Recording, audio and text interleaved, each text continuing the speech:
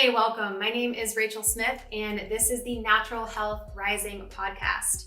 I am a certified functional diagnostic nutrition practitioner and the owner of Natural Health Rising, which is my online holistic functional medicine company where I help people who have autoimmune diseases, chronic illnesses, mystery symptoms, and a whole host of other imbalances restore their health by natural means.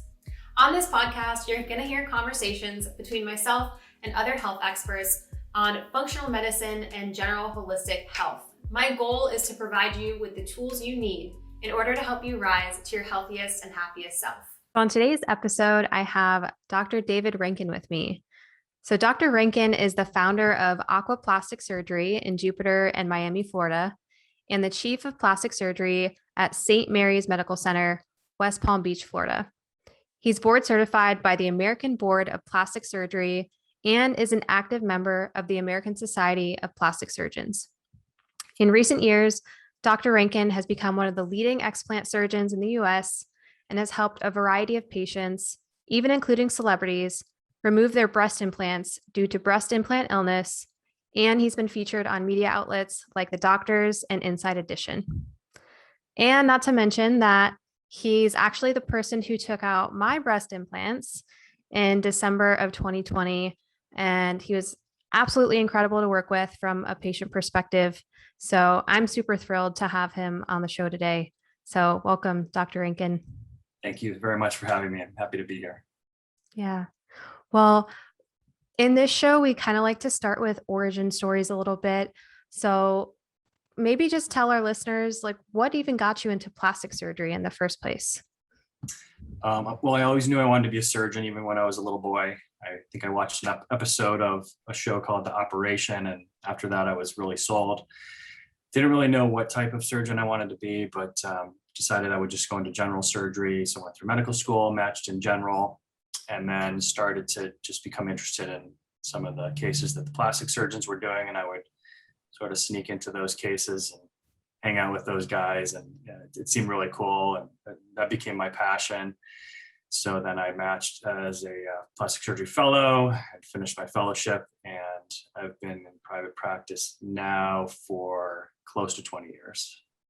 Okay, amazing. So always wanted to be a surgeon. Did it turn out to be like the TV show you used to watch? There's a lot more to it. It's, not just operating every day. It's still running a business and some other things, but I really do enjoy what I do. And, all in all, I'm very happy that I chose this as my career. Mm-hmm. Yeah, I used to be obsessed with Grey's Anatomy. I don't know if you've ever seen that, but it's definitely not what it really is like in the OR. I think I probably watched the first, 15 seasons, and they're probably on like number 25 or something like that. So, yeah, it's a good one. Yeah. So I know that you used to do breast implants and putting those into people for a long time. And then eventually you made the switch to where now you solely do explants and removing the breast implant. What made you switch from doing that? Well, when I started, I was trained in general plastic surgery, breast augmentation, tummy tuck, facelifts. I did a lot of trauma, reconstructive, and I did do a lot of breast implants, but I started to see a number of women complaining about symptoms they were getting from the implants, and just kind of turned my focus towards those patients and saw their outcomes, and they were feeling better. And there's really a lot to the procedure. It's not just removing the implants. You want to do it properly and try and at the same time get a good aesthetic outcome. So just became kind of a focus of mine, and I enjoyed, I felt like I was helping women from a holistic and health standpoint as much as from an aesthetic standpoint too. Mm-hmm. Okay. So you started to notice that there was a health benefit to these people when they were getting them taken out? Right. And when I started, like a lot of my colleagues and a lot of people in general, I was a skeptic, and I said, okay, we'll try it. And, I didn't really believe in it when I started. But the more that I've done, I've become a strong believer in breast implant illness, which doesn't affect every woman with breast implants, but it does some. And those are the patients that I'm really striving to help. Okay. So I'm glad you mentioned breast implant illness. can you explain a little bit further on what that really means right now, as we know of it? Yeah, I mean, it's not a, I'd say, evidence-based definitive medical diagnosis at this time. And the reason is we really don't know what the pathophysiology is. We don't know the exact cause. We just know that women with breast implants are experiencing a subset of symptoms on a regular basis. Again, not every woman, but a large amount. And these can be things like anxiety, joint pain, brain fog, a lot of skin conditions, rashes, food intolerances. There's a whole multitude of things that my patients experience. So even the FDA now recognizes breast implant illness. If you look on their website, fda.com, and look at breast implant illness, you can learn more about it. So that was an important point, I thought. Yeah.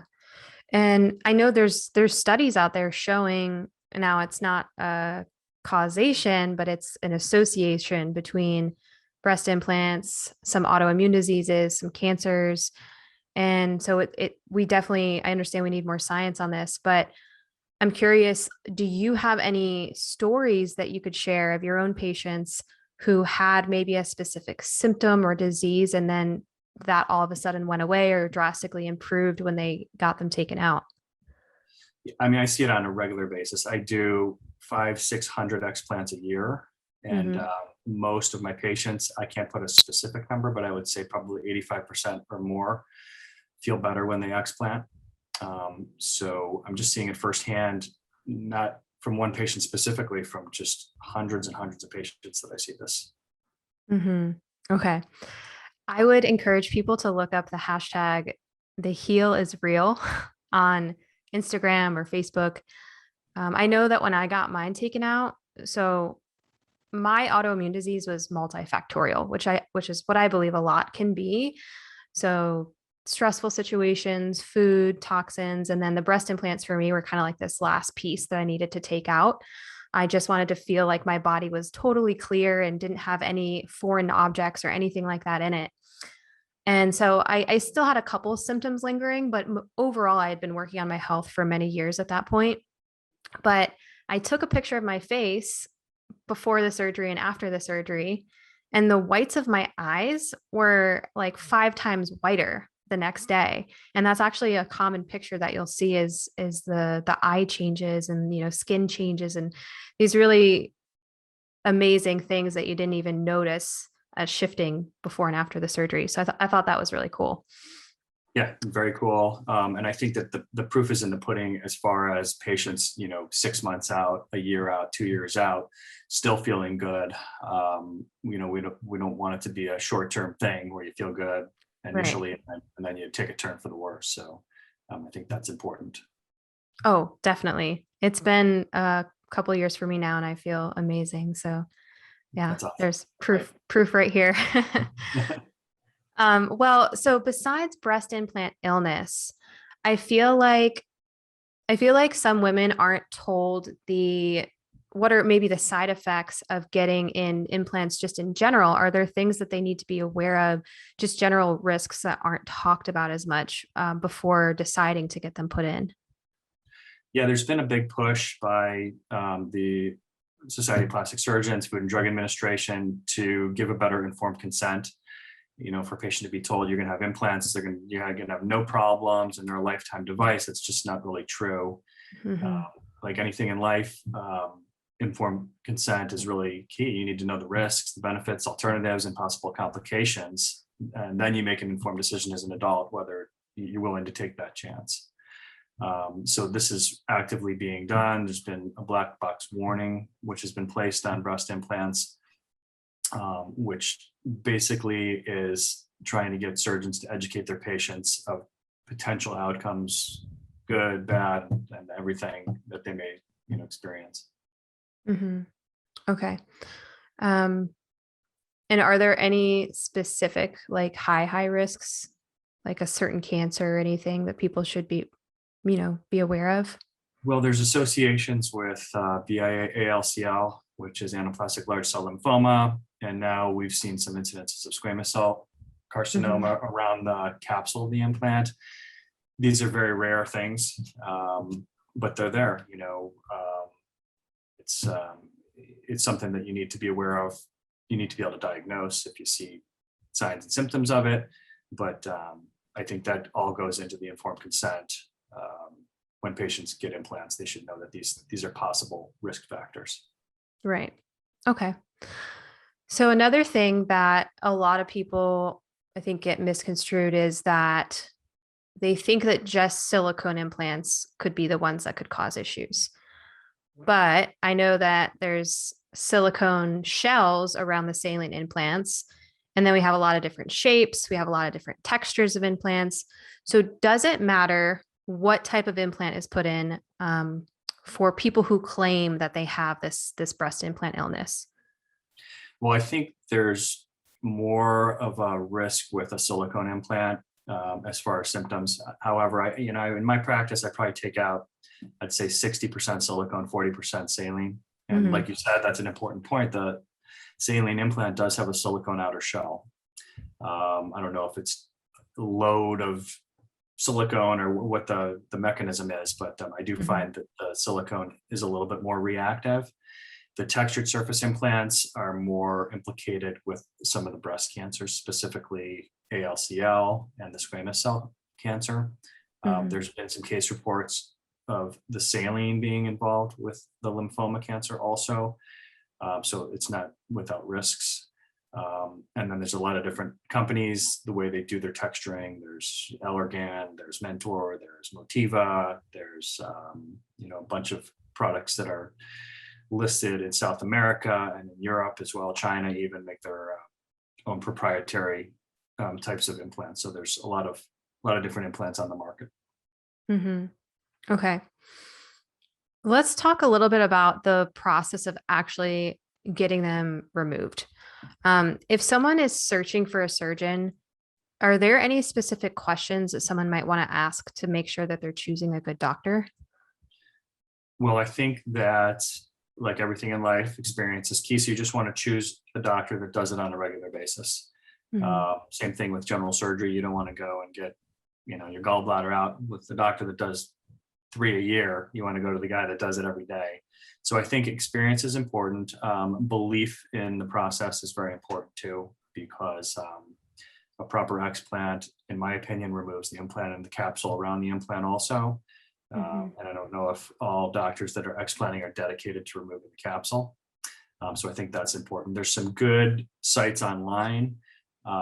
Healing by Nicole is a really good site by Nicole DeRuda, with many women that have inquired about explanting, have explanted, a lot of questions, and it's non-biased in the sense where it's not controlled by doctors. Breast implant illness also on Instagram is a good site. So there's a lot of these social media sites which I think are helpful for women to at least have discussions and hear each other's experiences. Yeah, I think that's a really good point. I'll put some of those links in the show notes so people can access that. And I think one thing that helped me too was joining Facebook groups and finding these implant illness and talking to people. What doctor did they use? Really making sure, like you said, you're choosing someone who not only has done them a lot, but that's kind of they're really dedicated to that process. And you mentioned the total capsulectomy. Can you talk a little bit more about what that actually is and maybe why that's important? Well, the capsule is the scar tissue that forms around the implant. So if you put any foreign body in your body, whether it's a breast implant or a prosthetic somewhere else, your body sees it as foreign and tries to kind of wall it off and say, I don't like this, I'm going to pretend it's not there. So it forms a capsule around it. So that's what the capsule is. And we feel that the capsule has some implication with breast implant illness. Again, not 100% sure why. ASPS just did some studies testing the capsules, and so I think these are important studies that they're doing to find out if maybe the silicone is leaching into the capsule or some of the other products are leaching into the capsule. But I find that patients do better when the capsule and the implant are removed. I've seen patients where the capsule wasn't removed and it can fluid build up in there that just kind of sits in the body. So it's best just to clean out the environment. So it's just your natural tissues. Mm-hmm. Okay. Now, could you share if you've ever found anything during or after surgery, like anything out of the ordinary inside of someone's chest? Or I know sometimes you guys will send out the breast implants off to a lab. Like, has there been anything harmful found on them? Occasionally we'll send for culture and we'll get some positive cultures of bacteria. There's one called Propionibacterias acnes, which is the most common one that I've seen. I've seen some staph, I've seen some candida, but it's rare and not everybody sends the capsule for evaluation. I have not seen the cancers, which is, I don't want to, in my patients, but with the thousands that I've done, I haven't seen that. So that has been a pleasant thing for me. Nothing out of the ordinary. Sometimes if the patient had a hematoma and there's old blood in there, or I've seen some stuff in there that looks like mold or whatnot.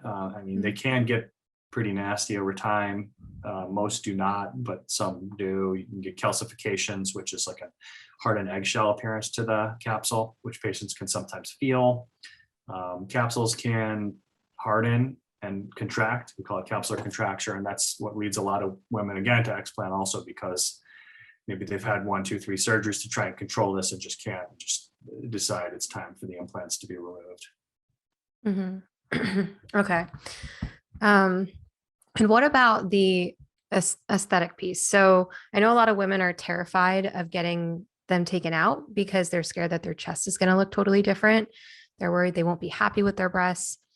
Is there anything you can say to people to kind of ease their mind about this? And then do you have anything special or different that you do in your practice to ensure that patients have an aesthetically pleasing look after surgery? Yeah, so that is probably for me the hardest part about explanting, is that you go into plastic surgery to make women feel better about themselves. And you can't always do that when you explant, because there's a lot of factors that come into play. Positive factors are smaller breast implants, a lot of breast tissue. Those lead to a better cosmetic result.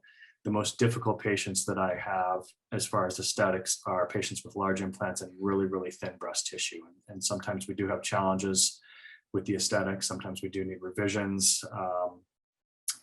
Obviously very hard for the patient, but very hard for me too, because when I have a poor outcome, it really just breaks my heart.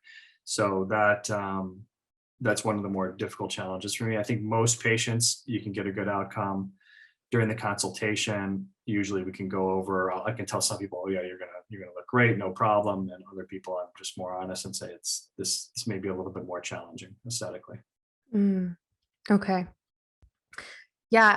I remember in my consultation, I thought I needed a lift, and because I had no breasts before, and I think I went up to like a C size, and I was so scared. I had a lot of anxiety about getting them taken out. And you looked at me and you're just like, look, if you were my daughter or my wife, I wouldn't do a lift on you because you're going to have these scars and this and that. And I totally trusted you. Like, I couldn't have been happier with that decision and the way that it all came out. And so I just want to share that to let other women know, if they want to get their breast explants, then they will be pleasantly surprised a lot of the time with the outcome. And I see that a lot with people. I talk to a lot of people about it, and oftentimes they're more surprised at the positive outcome of these things. So yeah, I think that in most women you can get a good positive outcome, and it's just discussion and consultation and try and get an honest assessment of what we may end up with as far as aesthetics. Mm-hmm. So is there anything you can share about preparing for getting breast implants taken out, and then also post-op, anything that specific that can be done to enhance the body's ability to recover quicker? Nothing in particular. I think not smoking is an important thing. we have some forms of medications that we don't want you to take prior to surgery, which are important, like blood thinners and things like that. But just coming in at maybe a weight that you feel healthy with. So we don't want any drastic weight gain or weight loss after, if possible. But just healthy living. And then afterward, we have a whole protocol of protection of the scars and just outcome-based care afterward. Okay. What is healthy living look like to Dr. Rankin? Maybe anti-inflammatory diets, healthy diet, maybe get some exercise in there. Just, no heavy drinking and smoking and putting bad foods in your body. Yeah. I always suggest, when people reach out to me, I suggest to also work with maybe a holistic health coach or a functional medicine practitioner, somebody kind of conjunctively to really optimize your body before and after, so that you can have that support too when you're going through everything. Yeah, I think that's a great point. And a lot of my patients are seeing naturopathic doctors and holistic providers. And that helps them to kind of keep their symptoms at bay while they're waiting to explant. What is the recovery timeframe like? Because this is another question I get a lot, is like, how, can I work out after? How long am I going to take to heal? What is that repair process and how long is it? So I generally tell my patients to try and keep their arms mostly at their sides for the first 2 weeks and to do no exercise for the first 3 weeks. You can still go out, walk around, move around, just no going to the gym, no cardio. 3 to 6 weeks, you can ease your way back into normal activities. And then 6-week mark is usually the magic number where you're cleared to do most things. If your implants are under your muscle, I usually wait till 3 months before you do push-ups or bench press or anything pec related. That's pretty much my rules of thumb. Okay. Are drains always put in for people? I do. I put them in on everybody because I'm just better safe than sorry. I do so many of these. Let's say you have 15% of patients that get a seroma afterward. It's very unpleasant for the patient because the way to treat it is either put in a drain or take a needle and aspirate it out. So I just put them in on everybody, and I'd rather not have any problems. Yeah, I feel like maybe we could add that to if that's not something that all surgeons do, maybe that's something to add to the list of asking a surgeon, like, hey, do you do a total capsulectomy? Do you use drains? And some of those other basic questions to add in there.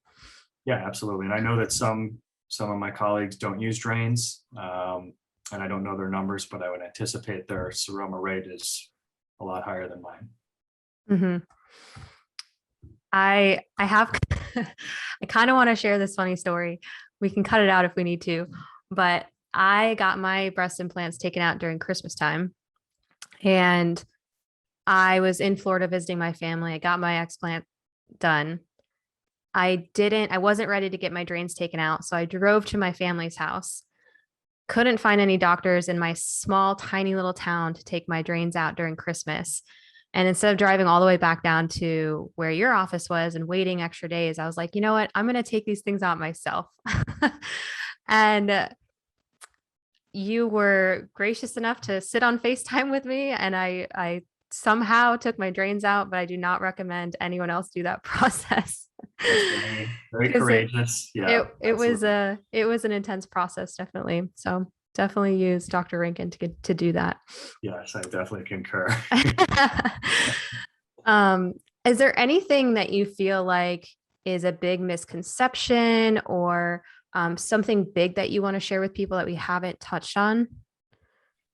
Well, I just think that there's a big push in a lot of the medical community to disregard these patients with symptoms and not give them the respect that they deserve when they're having problems, and have breast implant illness as a differential diagnosis that maybe can be contributing to their symptoms. And I think that the education that's going on and the push from my patients, from the breast implant illness community, are very important to educate. I think a lot of the doctors, endocrinologists, general practitioners, OBGYNs are starting to see this and get on board. So I think that that's a really important thing that's happening. Mm-hmm. I know that you're collecting studies within your patients, correct? That is correct. Yeah. Okay. Is there a timeline you have for when that stuff could be available for people, or are you guys working on anything with all of that? We don't have a timeline. We're just collecting data at this time. We have a lot of really good numbers as far as patients that we've performed surgery on. So I can't give you an exact timetable, but we're just actively collecting data at this time. Mm-hmm. Where do you see, if you see this going anywhere, where do you see the trend going in the next, say, 5 to 10 years with breast implants and breast explants? Already statistically, the breast augmentations have gone down over the last couple of years, and explants have really gone up quite a bit. I think that trend will continue. I don't think that implants are going to go away. There's still, there's a big push and desire for women to want to get breast implants. I think that those that decide to do it need to be educated, and I think it will deter a lot of women when they know these things may happen to me from getting implants. So I think the numbers will continue to trend where they are, and then we'll get a stabilization at some point. Mm-hmm. Yeah, I definitely agree with that. I think so many more people are sharing their stories, which is amazing. And if the audience doesn't follow you on Instagram, I know you repost a lot of these stories too, of all these women's journeys with everything. So yeah, I totally think there's going to continue to be this massive shift from decreasing amount of implants and increasing amount of explants. And I'm just wondering what's going to be the future, like 20, 30 years from now. Is anybody going to be getting these things? Yeah, who knows? Maybe they'll find out what is causing BII and be able to treat it or have a safer implant. Who knows? I'm as curious as you are to see where this goes. Yeah, well, I can't wait for all that. I can't wait to hear, hopefully eventually you can use your studies and empower more people, and we can hear about what you guys have been doing. And yeah, unless you want to share any other final things, we have some links in the show notes to your Instagram and your website. And then if there's any final words you want to say for the audience. No, I think we really touched on all the major points, and I'm always available at David Rankin MD on Instagram. I try and answer all questions that I get, and really take a lot of time trying to educate patients and get people the care that they deserve. Mm-hmm. Amazing. And you do provide like top-notch patient care, I just have to say again. So thank you so much for taking care of me. Thank you for coming on this show. Thank you for doing everything that you do for people. And like I said, I'm excited to see kind of what happens in the future with all of this stuff. Absolutely. Thank you so much for having me. Thanks for watching the episode. I really hope you enjoyed it. And if you did, make sure that you like the video and leave a comment and share it with a friend who really needs to hear it. Because when you share this information, you're also going to help other people level up their health. And if you or somebody else you know wants to work on their health and they're looking for a functional medicine practitioner, feel free to reach out to me to apply to work together. Thanks for watching, and keep striving to become your healthiest, happiest self.